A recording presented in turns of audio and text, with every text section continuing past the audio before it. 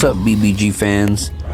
Anyway, on today's menu, we got a real big problem with the Orient Express, as you can see here with the drive shaft about to come apart. Anyway, on the way back from the 2020 year in review video, I found out the truck had a loud noise in the back, but I went on the highway anyway, and as you can see, the drive shaft is about to come off.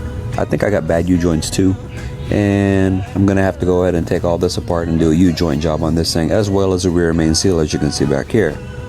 The drive shaft has been connected to God knows what transmission in the back of that RD28 Nissan engine, but we should be alright and should be able to get this thing apart and put back together again in no time. Under the car we had a major issue, big oil leak. As you can see, the bottom of my finger, it's wet and drippy. So I don't know what's causing this yet, but my best guess is a oil pan gasket, or it may be this oil bypass tube or oil drain back tube, and we're gonna get to this right away as well. But the oil pan looks like it's a bit of a bigger issue, and we're gonna have to take care of that as well. On this engine, you can see somebody did not connect the oil or whatever this is, transmission cooler. The other cooler is already hooked up, but this line right here goes outside of the cooler, and this line on the other side goes inside of the cooler, and the air goes to the front, as you can see, to cool the oil. So I got to get this thing back together again and hooked up. On the other side, as you can see here, is a transmission cooler. The transmission cooler is already hooked up, but the problem is there is no automatic transmission on this truck. It's a manual. So I don't know how they hooked it up on the manual transmission. I'm gonna have to figure that out and hook it up the right way. So now we're gonna continue and to install the quick disconnect battery cables that I have, or battery connector should I say. Anyway, the last time I had this issue, or why I had an issue, is the battery cables, I could not get them off fast enough when I had a shorted system, the shorted wires. And what they did, they smoked the electrical system and burned a lot of the relays and probably damaged a lot of their electrical system. So as you can see, these are quick disconnect cables. You could just put them on, press down, and it'll clamp onto the battery very tight. You can also release it very easily. And the good news about this is you can do both positive and negative side, as you can see here. I should get a better shot of the camera, but I don't know. Maybe I was on drugs today, I don't know. But first thing you need to do is remove the negative cable and detach all of the stuff on it, like cables, connectors, and also the insulation has to be cut back. And that's what I've done here. And get your tools and things situated. Make sure you make a really good cut. Cut all the connectors off and make sure the connectors are not there anymore, and make sure it's just bare wire. After you have the bare wire exposed, then you will need to clean it up with a razor blade or whatever, some kind of wire brush, and then it'll be ready to be installed.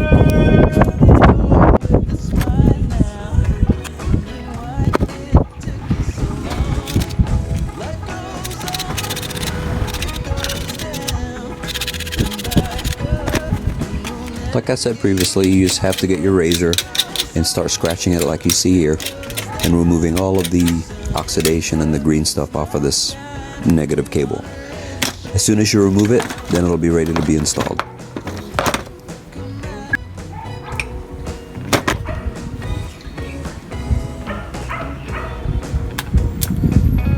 Now there are a lot of things you have to deal with when doing cable installation. You have to deal with wire routing, you have to deal with where to put the wires that were on it. You have to make sure all the wires are together and they go to the right place, including this ground wire that I'm about to remove right here.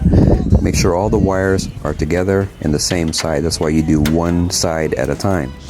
And as soon as you get all the wires, all the insulation, remove the wires, and all the wires cleaned up, then they'll be ready to be installed. And as soon as you get them all set up and ready to go, put them all together and bunch them together so you can install it in the negative cable connector, or the negative cable connector. That's quick disconnect, should I say. And as soon as that's done, then it'll be ready to be installed.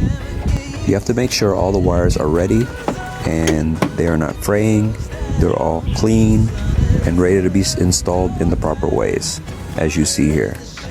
Make sure if it's necessary, it needs to have electrical tape put on it to make sure it doesn't short anything out or accidentally hit the positive side while you're doing this.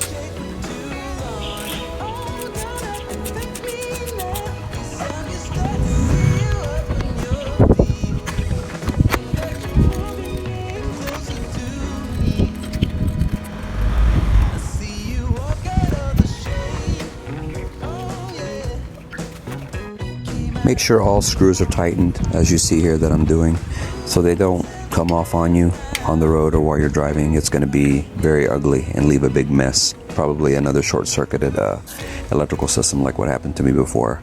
Now, as soon as you're done here, we'll be ready to proceed to do the positive side. But after I'm done here tightening everything, you need to make sure you test it for connectivity, and you need to test it to make sure it's clamping on really good. As you can see here, I smacked it really hard to make sure it does not come off, and this thing is rock solid. I highly recommend installing this device on all cars that require it.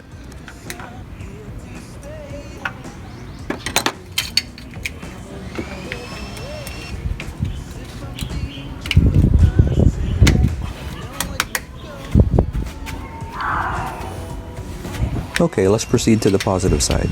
Now, the positive side is just like doing the negative side, same identical way. Remove the insulation off of the battery cable, remove the battery connector, make sure that all wires are tied together before you install them. My recommendation for this is you need to put the thinner wire at the bottom first and stack the thicker wire on top of the thinner wire. So that way when you clamp it down, the thicker wire on the top is pushing and clamping down, or the clamping forces are clamping on the little wires at the bottom, making it impossible for it to come out. This is my suggestion. And as soon as you get everything finished and tightened up, you should be ready to go.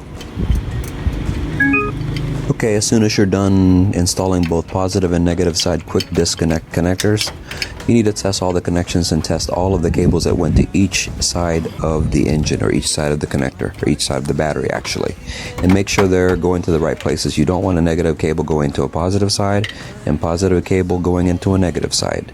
Okay, after everything is tested and everything is good and tight, double check everything and make sure all the connectors are good, and make sure everything is clamped on correctly on both the positive and negative side, and we are ready to start this sucker right now.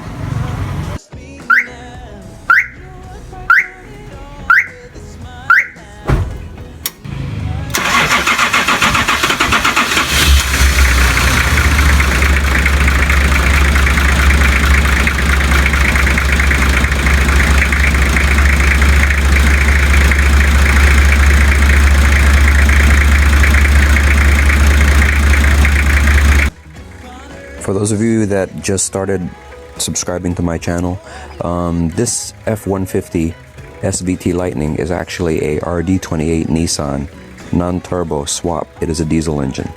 The original V8 was removed from this truck, and a diesel was installed in its place, and it gets great gas mileage and excellent towing capabilities, and I could just about drive this thing anywhere. It's not even electronic whatsoever, it's all mechanical, so it's a good thing.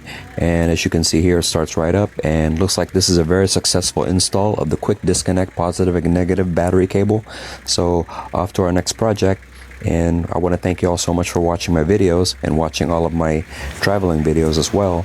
And if you enjoyed what you saw today, please like, share, and subscribe my videos, and see you on the next video.